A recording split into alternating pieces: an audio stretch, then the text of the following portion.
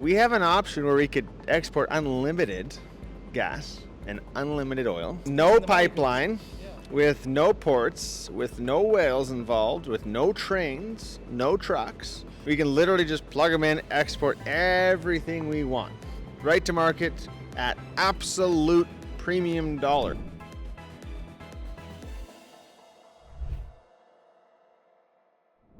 Hey folks, Flo here with Blockchain North. Final interview of this amazing energy day at Cryptotherm and at their manufacturing facility. I'm here with Austin Banks, who's the founder and CEO. Why don't you give us your 30 seconds introduction? Well, you already know my name, so I'm the founder and CEO of Cryptotherm. We started in 2018 with a intention to prove that Bitcoin was a fraud. And I spent the first few weeks researching the heck out of how to heat my house with a very expensive digital boiler, assuming that if that failed miserably, then I could prove this thing was a fraud, and that didn't work out so well for me in the sense that I made a lot of money on it. Took that, scaled it up, made it a little bit bigger. People started seeing what I was doing and said, "Hey, we want that." So I was like, "Okay." And we made it a little bit bigger, did it a few more times, and all of a sudden Cryptotherm was born, and that kind of starts the saga. So since then, we've grown a lot, learned a lot, built a lot, had a really good time, and done a lot of really, really cool stuff, and we're really excited about what's coming, what's next, and I'm excited to share it with everyone. That's probably the part that I like the most, that you say you're having a lot of fun. There's a lot of passion. It feels very genuine. It doesn't feel like you're doing this for the money. I mean, of course, making a lot of money is very exciting, and a lot of people watching will be like, darn, I want to make a lot of money too. But you're having fun, even the way you sort of, hosted this day today. So before we talk about the mission, back to your original roots, when you said, we did that. That was mainly immersion cooling, as I understand. And can you briefly explain what that is? Yeah, so the entire start was immersion cooling and the very, very start was heat capture off the immersion cooling. We're like, this is the perfect use case for immersion cooling. And I could go way back in the history back to when I was like 11 or 12 when I first started playing with immersion cooling. And immersion cooling wasn't my solution to Bitcoin. Bitcoin was my solution to immersion cooling. I was like, I really want to do this. I need a use case. Please, someone tell me why I should immersion cool. And so heat capture came first. Bitcoin came way after immersion cooling, so somewhere in the middle. And most of our equipment we've built from our 1 megawatt vaults to our 4 miner pods to our 2 miner pods, our new ones, entirely designed around heat capture, district heating systems, greenhouse heating. That was kind of the founding principle of like, hey, we can create free heat anywhere. Actually, it's less than free because we're making money on it. We can make money on heat anywhere and give it to you for free. And we're like, this would change the world. This would change Canada. This would change the economics of everything. And we're like, we want to do that. And so we went big. We did that. We started building these megawatt pods. We shipped them all over the world. And again, yeah, we did have a lot of fun doing that.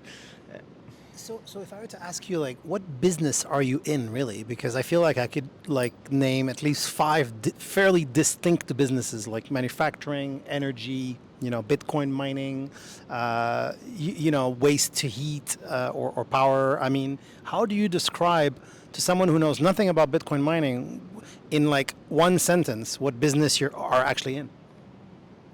Well, what the business that I'm in is solving problems. So I get my energy, I get my juice, I get my excitement from solving problems. When I see a complex, Are you an engineer? No. Okay. When I see a complex problem, I need to understand everything there is to know about it. I will not sleep until I solve that problem. Yeah. And then when someone grabs that solution and gets excited about it, I feed off that energy and then want to build more and want to build it bigger and want to basically make something that changes the city, the province, the country, the community, the industry. I get my excitement from that. So what business am I in? I'm in the business of solving problems. Okay. Now, the problems that we have solved, by being a problem solver, the the alternate side of that is once you solve a problem, you need to go find another problem to solve. And so that's why we have 5 companies and several different product lines and this amazing facility here. It's because we didn't stop at just one thing. We did one thing, we did it really, really well. And then we said, okay, we've got great success in this, and then we're like, well, but there's also a need there, and they're like, oh, well, we can help, and so we designed something to solve that need, and then again another need comes up, we're like, oh, well, we can probably help with that too, and so we're like, let's solve that need, and so what's happened is a growing line of manufacturing products, a growing line of solutions. A lot of them, or I should say, not all of them, have border around crypto or are directly tied to crypto or Bitcoin mining. They're all directly tied to energy reuse, conservation, low-cost energy. They all work together in order to make, like, if you combined every single one of our products on the same site and the same thing, then you have a solution, not just a product.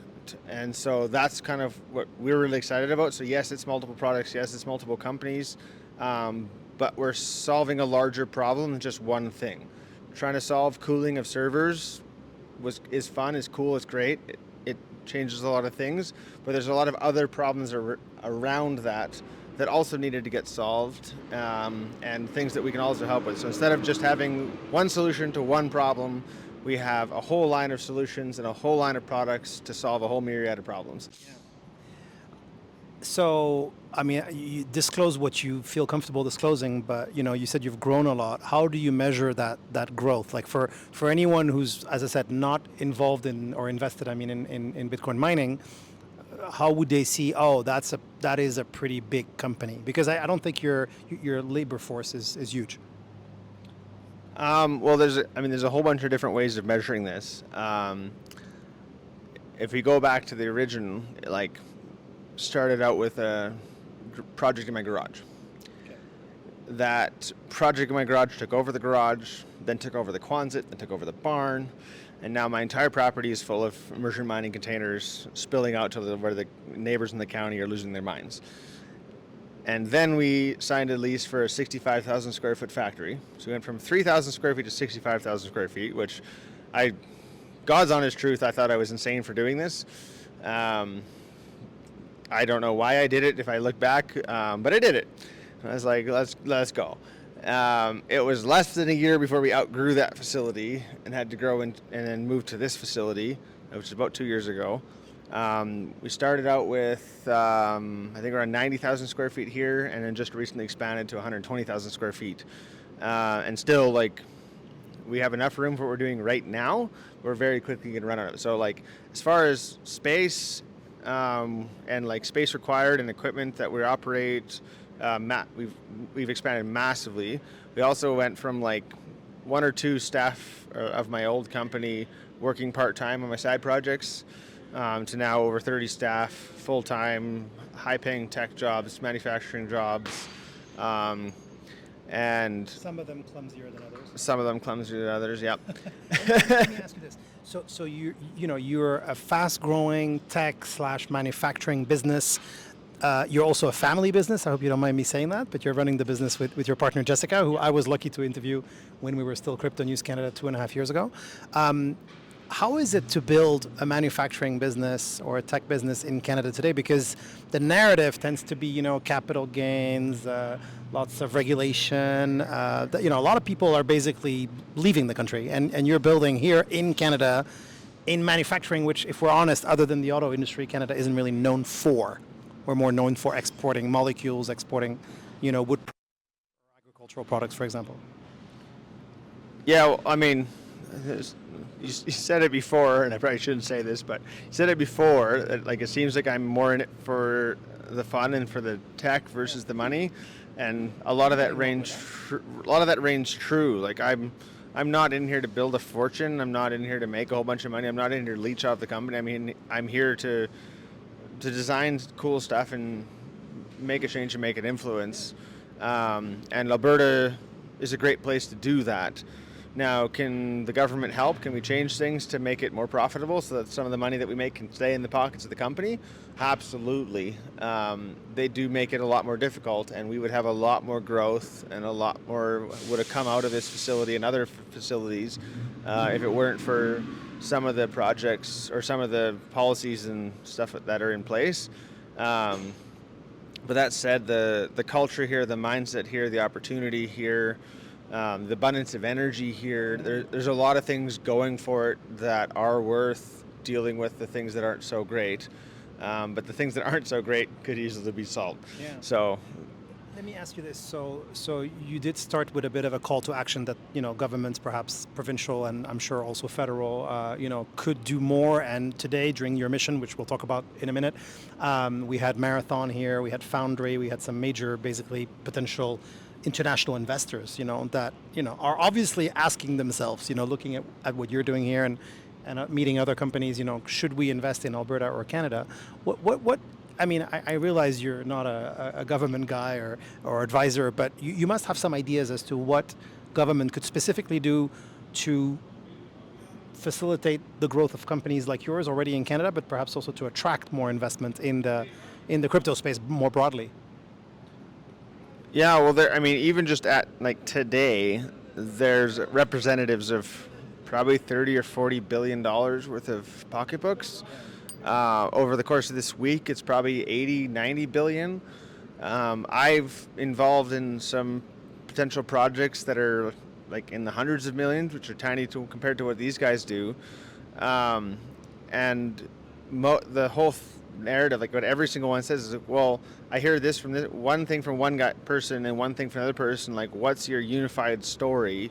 What's your unified position? Like, how can you prove to me that this is stable, and what is our actual gain from this?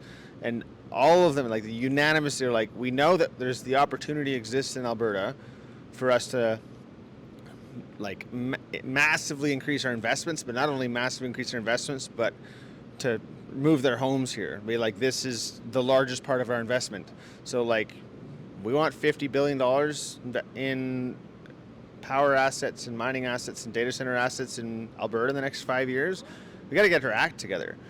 And what I mean by that is our power market is controlled by 3 or 4 private companies that have owned it forever and that continue to own it forever and don't care what the rate is. And we have the government's really trying to improve this, but they're hamstrung in a sense, halfway between not pissing off their voters and the electorate and their donors and not pissing off the environmentalists who want the coal shut down. And so they're halfway in the middle of like, do we build natural gas? Do we build nuclear? Like, we know that we need energy. We know that we need cheap energy. We know that if we don't build it, we're not going to have it, and our entire economy is going to collapse because of it, and someone else is going to beat us to the punch. And so it's not a matter of should we, it's a matter of how we do that. And we have more energy here than basically anywhere else in North America.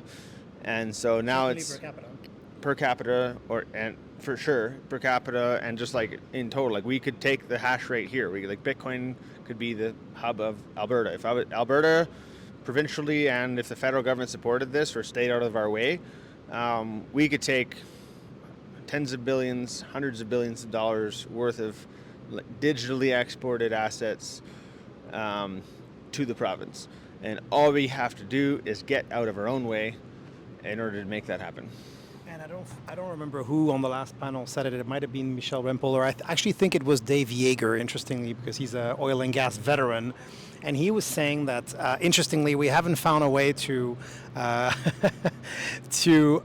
export, let's say, the full potential of our oil reserves here in Alberta. However, we found a way to bring the demand to Alberta. That's a fascinating concept, isn't it? I mean, if that works by any measure, that's a fantastic story, isn't it? Yeah, 100%. Like, the news is dominated by pipelines being proposed and pipelines being over budget and pipelines being shut down. Sorry. That's fine. It's part of the charm of being in Alberta at Bitcoin mining facility. It's just a Mustang revving their engine with a bunch of boys. Some of your guys, right? Some of my staff having a little bit of fun, venting a little bit. Where were we? So bringing the demand here instead of exporting. Yeah, oil. so news is dominated by pipeline drama, let's call it. And everyone's whining about either building another one or not building another one, and the environmental impact of building one, and the impact of the ports, and the impact of the shipping, and who's going to buy it, what the price is going to be, and all this stuff. And everyone's losing sleep over this and arguing about this day and night. And it's kind of humorous in the same thing. It's like, okay, well, we have an option where we could export unlimited gas and unlimited oil with no pipeline, with no ports, with no whales involved, with no trains, no trucks.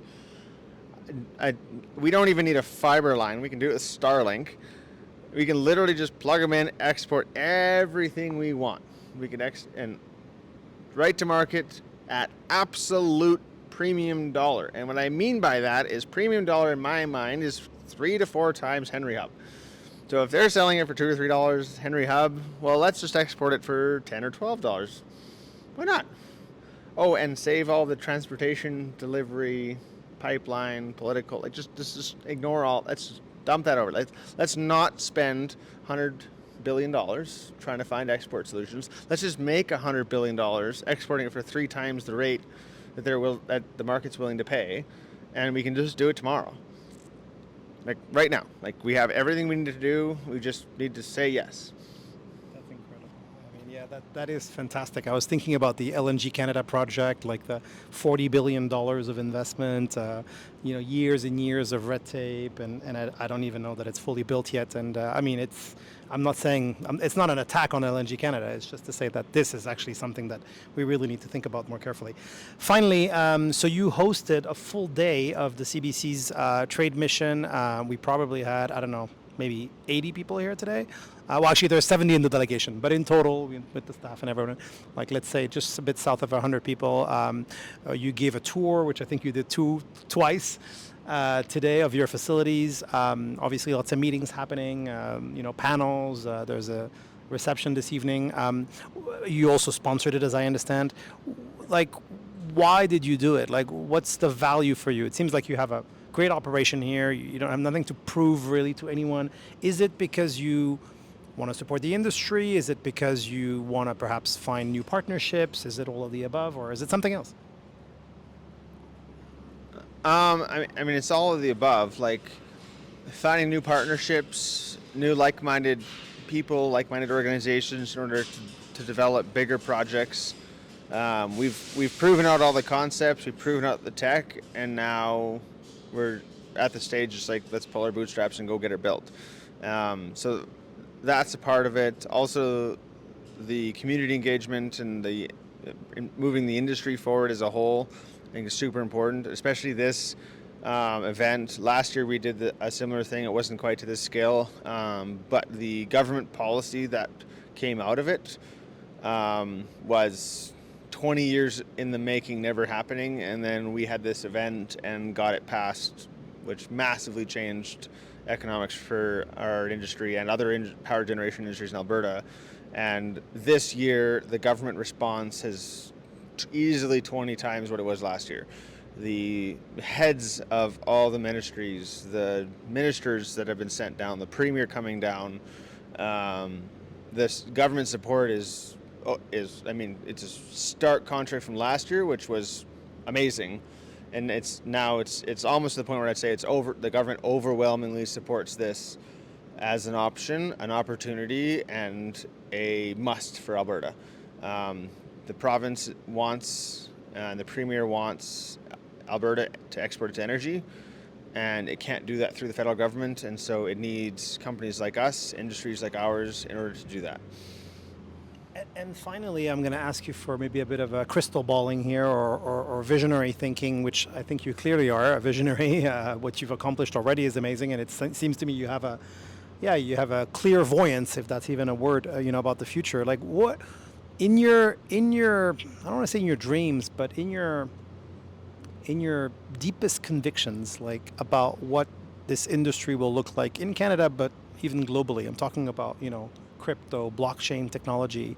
What's ahead in the coming years? What are you I guess, the surest of, you know? Yeah. Well, if you're asking me whether I'm the surest of, I'm not going to speculate on price. Um, what I am sure of is that the Bitcoin industry, the mining industry, fosters innovative people, innovative thinkers to come up with innovative ideas, and it gives them the funds to do so. And so this factory is a testimony of innovative products, innovative people coming together to do innovative things and having a budget to do so. As a kid, could have only dreamed of working here, let alone owning a place like this with the capacity to do something like this. Like I love tinkering, I love building things, and like on the weekends I can come here and I could literally build whatever I want. Like there's no bars of what can be built here, and that spark of imagination, that spark of I can do this and no one's going to stop me. That's the Bitcoin mindset. That's the Bitcoin ethos, and that's something that I see in all the conferences I meet people every single time, every event, even like small, big or large. Maybe people are like, my eyes are opened to a lot of super interesting things I never thought about, but moreover than that, my eyes are open to do something about something and create something and build something that I never thought I could do. I never thought I would amount to, but I'm going to do that because it's needed, it's supported, and the people want it, and it's going to make something. And I will add that all of this is without government subsidies. This entire industry sustains itself and builds itself on its own merit. And often against. And usually against government. Whereas you go to any other tech industry and all it is CEOs coming with ideas looking for government handouts. Now, we would love government handouts, don't get me wrong. We could do a lot more with the same support that the rest of the tech industry has. But we're working against the grain, against the clock, against everything, yet we're still succeeding in the way that other tech just cannot and has not been able to do in most situations. So if you want my forward-thinking ethos, I'm thinking that this industry is going to foster some amazing new tech.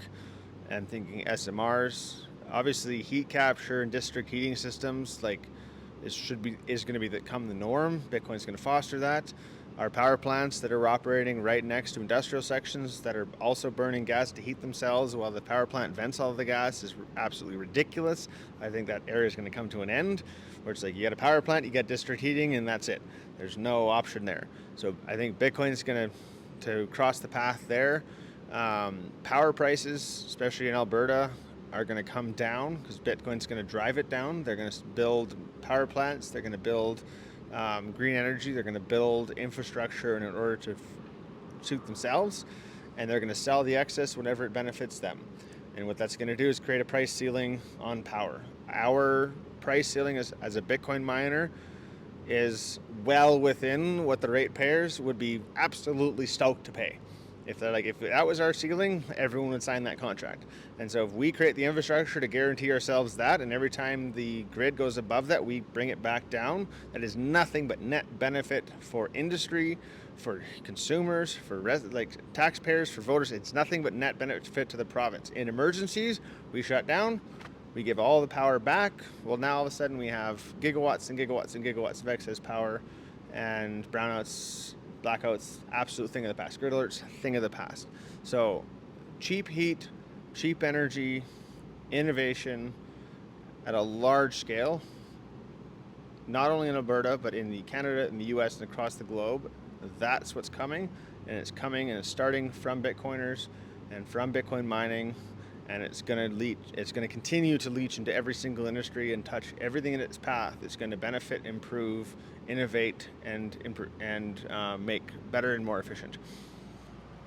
I thought you were going to end with, mic drop or something like that. Most people always say, oh, I don't have a crystal ball. I think this man here has some kind of a crystal ball. This was Austin Banks, founder and CEO of Cryptotherm. I mean, look at this place we're at. Pretty amazing. And make sure to watch our walkthrough that we did with Austin earlier. Other videos, including with Minister Newdorf, with Marathon, with Kolea, of course, of the CBC. Big shout out to her for organizing this whole mission. And a big thank you to you. Congratulations. Yeah, thank you very much. Cheers.